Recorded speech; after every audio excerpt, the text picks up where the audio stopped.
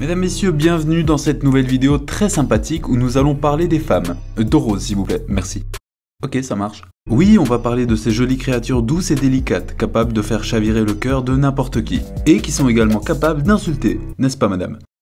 Ok, ça marche. Mais également d'escroquer et tuer. Eh, j'y peux rien, c'est vous qui avez voté sur Instagram. ZanoXVI pour les intimes. Et comme d'habitude, vous avez choisi le moins délicat, le plus énervé, le plus glauque. Alors, nous sommes tous d'accord que généralement, on assimile plutôt la douceur et la gentillesse aux femmes qu'aux hommes. En faisant mes petites recherches, j'ai découvert que c'était en partie dû au fait que les criminels sont souvent des hommes. Même si, à mon avis, il n'y a pas plus dangereux qu'une mère en colère. Bonjour, chère madame. Bref, aujourd'hui, je vais vous donner la preuve que les femmes peuvent être autant, voire plus dangereuses que nous les hommes. Même si, statistiquement, elles sont moins nombreuses. Ce qui les rend d'ailleurs encore plus dangereuses. Ah, et il va de soi que je vais un peu sauter certaines étapes, afin d'éviter que cette vidéo dure plusieurs heures. Et avant de commencer, les gars, rangez vos viennoiseries, parce qu'elles ne vous serviront à rien face à ces dames. Celles-ci n'hésiteraient pas à vous les faire bouffer et à vous pisser dessus, vous êtes prévenus.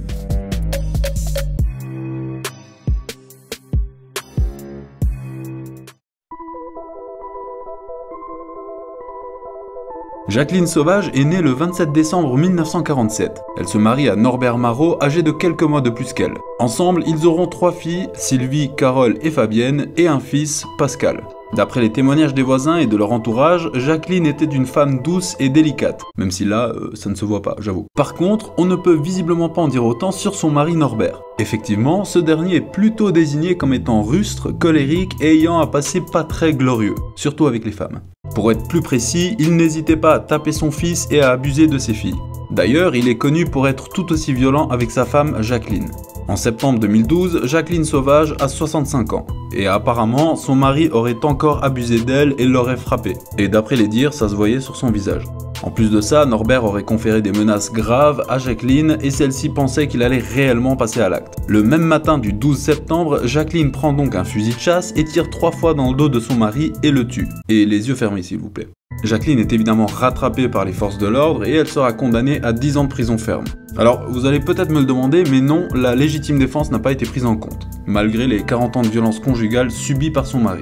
Il faut aussi savoir que le fils de Jacqueline, Pascal, s'est suicidé 2 jours avant le meurtre, ce qui, comme vous l'imaginez bien, n'a pas joué en la faveur de Jacqueline, même si celle-ci était au courant de ça uniquement après son meurtre. Finalement, suite à des pétitions, le président François Hollande va accorder à Jacqueline, qui a alors 69 ans, la grâce présidentielle totale le 28 décembre 2016. Jacqueline Sauvage est décédée le 23 juillet 2020 et elle est aujourd'hui considérée comme un symbole en termes de violence conjugale. Comme quoi, faut pas faire chier les femmes, même à 65 ans. Véronique Courgeot est née en 1968 en Maine-et-Loire en France et elle est mariée dès 1994 à Jean-Louis Courgeot, ingénieur né en 1966. Ils sont parents de 2 garçons nés en 1995 et 97, enfin 2 garçons, non je vous dis rien, vous allez comprendre juste après. En 2002, pour des raisons professionnelles, la famille déménage à Séoul, en Corée du Sud. Sauf que le 23 juillet 2006, Jean-Louis, donc le mari, est seul dans la belle ville de Séoul pendant que sa femme et ses enfants sont en vacances en France. Jean-Louis veut ranger 2 poissons dans le congélateur au balcon et c'est là qu'il découvre non pas 1, mais 2 cadavres de nouveau-nés. Alors non, ce ne sont pas les 2 enfants qu'ils ont eus en 1995 et 97, mais des nouveau-nés qui avaient à peine 1 an et qui étaient emballés dans des sacs plastiques. Laissez tomber, c'est l'horreur. Jean-Louis appelle donc la police et ceux-ci font des tests ADN. Le résultat est clair, ces 2 enfants étaient bien ceux de Jean-Louis et Véronique. Mais après 2 heures d'interrogatoire, Jean-Louis ressort libre. Effectivement, il n'était au courant de rien, alors tous les yeux se tournent vers la mère, Véronique, qui avouera moins de 24 heures plus tard son triple homicide au tribunal. Oui, triple homicide. En fait, elle avouera les meurtres des 2 enfants, qui étaient jumeaux d'ailleurs, et qui ont été retrouvés dans le congélateur. Mais elle avouera aussi celui d'un autre enfant qu'elle aurait eu aussi avec Jean-Louis. Un enfant qu'elle a eu en 1999 et qu'elle a tué puis brûlé dans la cheminée. Évidemment, son mari n'en savait rien du tout, et c'est d'ailleurs quelque chose qui à l'époque n'a pas vraiment passé aux yeux des médias. Mais Jean-Louis confirme qu'il n'était au courant de rien et qu'elle a tout fait dans son dos. D'ailleurs, au tribunal, Jean-Louis aurait chuchoté à Véronique en lui demandant « Tu as vraiment fait ça ?» Et Véronique aurait simplement baissé la tête de manière éloquente. Quant à son mari, il se serait effondré, mais tout ça ne l'a pas empêché de continuer à l'aimer et à l'aider à surmonter toutes ses épreuves. Véronique a été condamnée à 8 ans de prison et elle a été libérée après 4 ans. Et aujourd'hui, on sait que toute cette histoire est partie d'un déni de grossesse et suite à cette affaire, de nombreuses associations luttent pour que ce phénomène soit reconnu comme une maladie et non comme un crime. Voici une femme qui a renversé les stéréotypes de l'époque. Les cow-boys ne sont pas uniquement des hommes et les criminels encore moins. Et Myra Mabel Starr l'a bien prouvé. Mabel est née en 1848 à Carthage dans le Missouri, aux USA, et à la base, elle est loin d'être une criminelle en tant que telle. En fait, c'est son premier mari et ami d'enfance, nommé James Reed, qui va l'entraîner dans sa chute. Celui-ci est très connu dans la région tant pour ses crimes que ses fréquentations, et notamment avec les fameux frères James et la famille Starr, très connus pour être des voleurs de bétail. Un jour, en 1873, James va commettre l'erreur de voler 30 000 pièces d'or et il sera accusé. Problème, Belle est également accusée en tant que complice alors qu'il n'y a pratiquement pas de preuves contre elle. Celle-ci part se cacher au Texas et elle survit grâce aux pièces volées. James, quant à lui, va partir dans son coin. Mais en 1874, il se fera abattre alors qu'il essaye d'échapper à un shérif. Après ça, Belle décide de rejoindre un clan très connu du crime organisé, la famille Starr. Et c'est au sein de cette famille qu'elle sera connue sous le nom de Belle Starr et qu'elle continuera également à commettre des crimes et plus souvent encore des cambriolages. Belle est connue notamment pour le fait qu'elle soit toujours armée jusqu'aux dents, elle est coiffée d'un chapeau avec une plume et s'habille presque toujours d'une robe noire. Pour vous dire à quel point elle ne redoutait rien ni personne, elle n'hésitait pas à fréquenter les saloons qui à l'époque étaient surtout remplis d'hommes, et croyez-moi, aucun mec n'osait la défier. Bon, en même temps, la meuf n'hésitait pas à boire, puis à jouer et à tirer en l'air dans la rue alors qu'elle était sur son cheval, en mode cow-boy des ténèbres. À l'aise, pur cowboy, ou plutôt cowgirl. Avec tous ces vols, ces crimes qu'elle commet, forcément elle attire trop les regards. Et effectivement, sa chute surviendra le 3 février 1889 lorsqu'une mystérieuse personne lui tire dans le dos alors qu'elle rentre à cheval de quelques courses. D'après les rumeurs, le tireur aurait été un ancien amant qui déplorait leur séparation, mais bon, ça je ne peux pas vous le confirmer.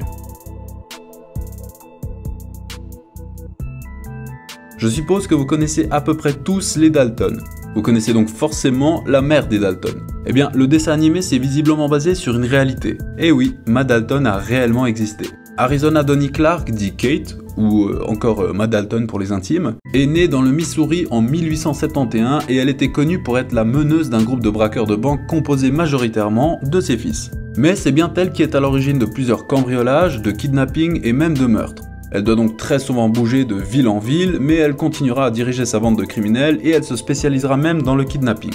Par contre, elle reste le cerveau. Elle donne les ordres à son gang qui s'exécute. Elle sera donc chargée de blanchir l'argent et le gang vivra ainsi un petit moment jusqu'à ce qu'un membre du gang se fasse capturer avec l'adresse de leur cachette dans sa poche. Le FBI en profite et localise la maison qu'ils encercleront le 16 janvier 1935. Ils y trouveront Ma et un de ses fils, Fred. Ce dernier va ouvrir le feu sur le FBI et ceux-ci vont lui répondre et le cribler de balles. Ma Barker n'échappera pas à la mort puisqu'elle recevra également une balle dans le corps.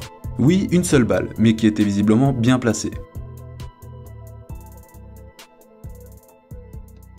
Là, vous allez comprendre la signification de l'expression « retourner sa veste ». Patricia Hearst est née le 20 février 1954 à San Francisco, aux USA. L'histoire commence lorsqu'elle se fait kidnapper alors qu'elle a 19 ans par l'armée de libération symbionnaise, qui était en fait un mouvement armé d'extrême gauche actif dans les années 1970. Et en gros, ils étaient antiracistes, anticapitalistes et se considéraient comme des révolutionnaires. Bref, pour en revenir à Patricia, elle est leur prisonnière jusqu'à ce qu'elle devienne leur alliée. Oui, elle décidera après 2 mois d'annoncer à la presse qu'elle adhère aux idées de ses ravisseurs et décide de les soutenir dans leur lutte. Avant, après. Bref, c'est à partir de ce moment-là qu'elle portera le pseudonyme de Tanya et qu'elle commencera à porter un béret militaire avec une étoile, comme celle du Che, ainsi qu'une mitraillette. Au calme. Bon, le truc c'est qu'elle se fera arrêter en 1975 et pendant son procès, elle affirmera avoir été victime du syndrome de Stockholm.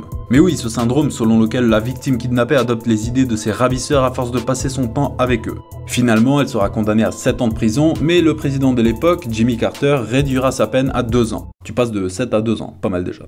Eh bien, c'est pas tout parce que le président Bill Clinton va carrément la gracier en 2001.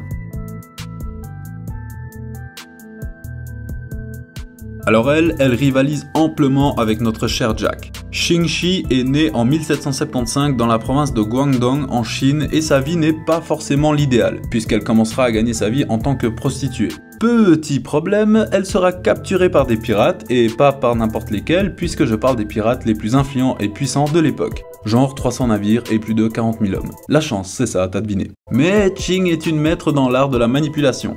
Et elle utilisera cette qualité pour séduire le capitaine au point où elle se mariera avec et sera placée à la tête de l'équipage. 5 ans après son mariage, son mari décède et elle arrive à la tête de son empire. Encore mieux, entre guillemets, à force de piller et de traverser les mers, elle comptera plus de 1800 navires et plus de 80 000 hommes. Quelque chose de plus cool, enfin, par rapport à tout le reste, c'est qu'elle va interdire les agressions sexuelles envers les femmes, sous peine de décapitation. Quand même. Mais comme tout le monde, Qing vieillit. Mais maligne comme elle est, elle ne voulait pas fuir. Elle se retire de la piraterie et négocie avec le gouvernement chinois. Ouais, carrément. Et grâce à des ruses politiques et avec une pointe de chatte, on lui proposera l'amnistie. Pas mal. Elle vivra jusqu'à ses 69 ans et en plus, elle vivra grâce à tout le butin qu'elle a ramassé au fil des années. Pour résumer, elle a volé, tué, torturé, puis elle a quitté le monde du crime et a négocié sa retraite. Mais en plus, elle a vécu grâce à tout ce qu'elle a volé. Pas mal, et encore mieux comme conclusion pour ma vidéo. Ah, on ressort de ce monde de fou. Vidéo moyennement drôle quand même, hein, mais très intéressante. Alors merci à vous d'avoir voté. J'aime beaucoup avoir cette petite proximité avec vous. Ça me permet déjà de voir à qui j'ai affaire, mais aussi de mieux vous satisfaire. Bref, je vous laisse, je prépare déjà la prochaine vidéo, on va rattraper ces dernières semaines d'absence. Prenez soin de vous et on se revoit très vite. Yo, c'était Zano.